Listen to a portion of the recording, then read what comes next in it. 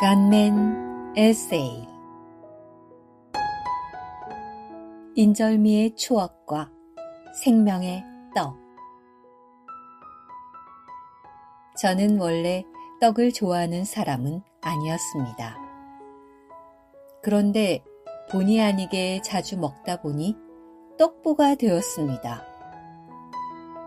제가 먹어본 떡도 인절미, 시루떡, 감자떡, 백설기, 송편, 바람떡, 개떡, 절편, 가래떡 등 여러 종류입니다.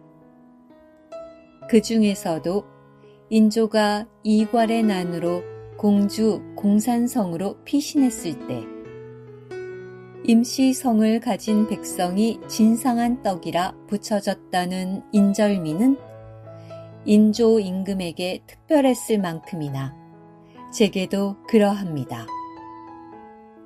인절미는 젊은 시절에 객지 생활하다가 시골집을 방문할 때면 어머니가 손수 만들어 주셨던 떡입니다.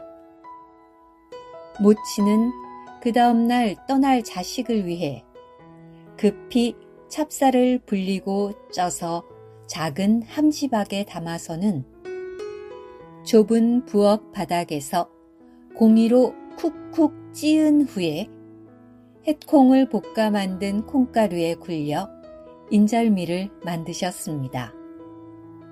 미처 부서지지 못한 쌀알 부스러기가 입안에서 왜글거리곤 했지만 그 후에도 어머니의 정성을 보아 먹지 않을 수 없었습니다. 지금도 인절미만 보면 오랜만에 집에 온 자식에게 맛난 것을 해 먹이시려던 그분의 모습이 연상됩니다.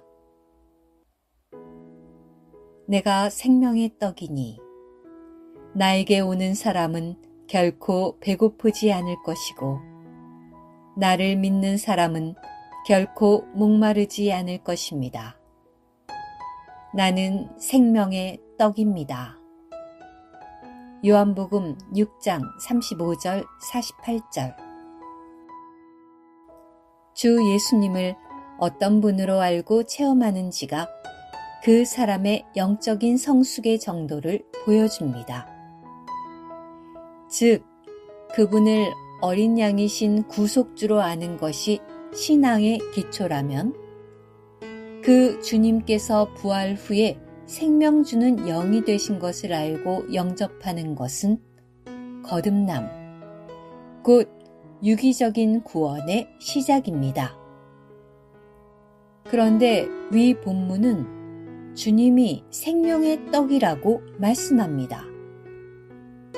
이것은 우리가 거듭난 후에 신앙생활할 수 있는 힘은 이 생명의 떡을 먹는 데서 나옴을 암시합니다. 그런데 이런 말의 국어적인 표현은 평이하지만 그 영적인 의미와 적용은 생각보다 간단하지가 않습니다. 아침에 이 말씀을 읽으면서 제 안에서 다음과 같은 추가적인 묵상이 있었습니다. 생명의 떡은 먹거리임. 인절미가 먹거리라고 말하면 모두가 동의할 것입니다. 그러나 자신을 생명의 떡으로 소개하신 예수님 자신이 먹거리라고 하면 뭔가 어색한 것이 사실입니다. 주님도 이것을 아셨는지 뒤에서 나를 먹는 그 사람도 나로 말미암아 살 것입니다. 라고 덧붙이셨습니다. 참고로 신약 성경 회복력은 여기에 대해 주 예수님을 먹는다는 것은 그분께서 거듭난 새 사람 안에서 생명의 방식으로 흡수될 수 있도록 그분을 우리 안으로 받아들이는 것이다 라고 각주를 달았습니다. 주님을 먹는 것은 그분을 우리 안으로 받아들이는 것이라는 위 해석은 큰 무리가 없어 보입니다. 하지만 한국 교계의 주류인 장로교단 내에서는 이처럼 주님 자신이 우리 안에 영접된다는 사상은 여전히 경계되고 심지어 배척되는 분위기입니다. 이것은 삼위일체의 새 위격들을 분리해서 보려는 데서 오는 후유증일 수 있습니다. 한편 성경은 주님 자신이 우리 안에 계신 것과 사울이 예루살렘 교회의 성도들을 박해한 것은 그분 자신을 박해한 것임을 분명하게 말씀합니다. 이런 상황에서 저명한 칼빈 신학자들인 루이스 B. 스미디즈나 리처드 게핀 등이 그리스도 자신이 우리 안에서 내주하고 계심을 굳게 믿고 가르친 것은 매우 다행스러운 일입니다. 먹은 생명의 떡을 소화해야 함. 좋은 음식을 먹었어도 소화를 잘 시켜야 몸 건강에 도움이 됩니다. 영적인 먹거리인 주님 혹은 말씀도 마찬가지입니다. 만일 먹은 말씀이 소화가 안 되면 그에 따른 부작용이 있고 반대로 잘 소화가 된 경우에는 주님의 몸의 건축에 큰 도움을 줍니다. 이 방면에 대해 주님 앞에 나아가 묵상할 때 다음 내용들이 떠올랐습니다.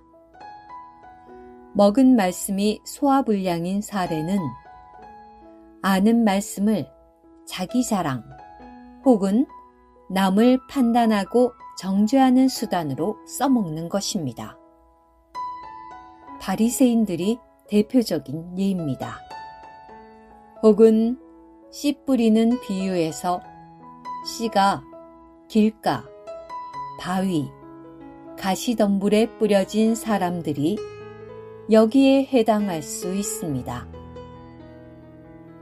먹은 말씀을 소화시킨 경우로는 한 구절의 내용이 떠올랐습니다. 즉, 우리가 먹은 말씀이 씻는 물이 되어 우리의 옛 존재를 씻어내고 거룩, 곧 그분의 신성한 생명과 본성을 우리 존재 안에 더하는 결과를 가져옵니다. 또한 워치만 니가 이기는 생명에서 소개한 다음과 같은 이야기도 생각났습니다.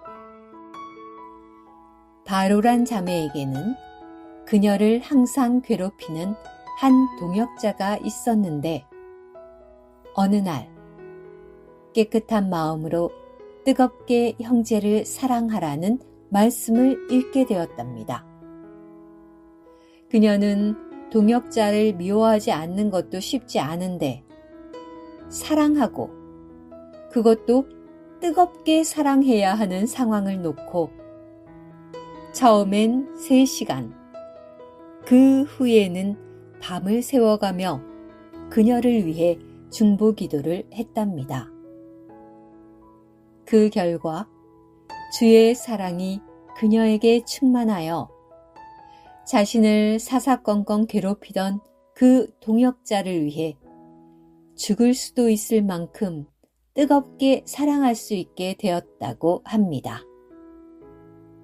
저는 이런 묵상을 통해 성경을 머리로 이해하는 데 많은 노력을 기울였지만 그 말씀을 제 삶에 적용하여 이루어지게 하는 데는 소홀했던 자신을 보게 되었습니다.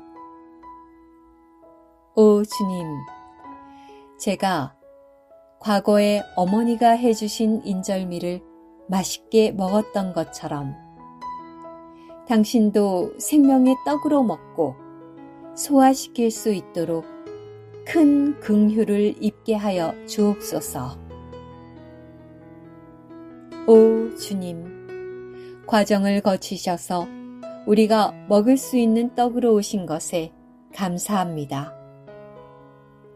이 떡을 먹고 소화하여 날마다 우리 안에서 생명이 자라게 하여 주소서.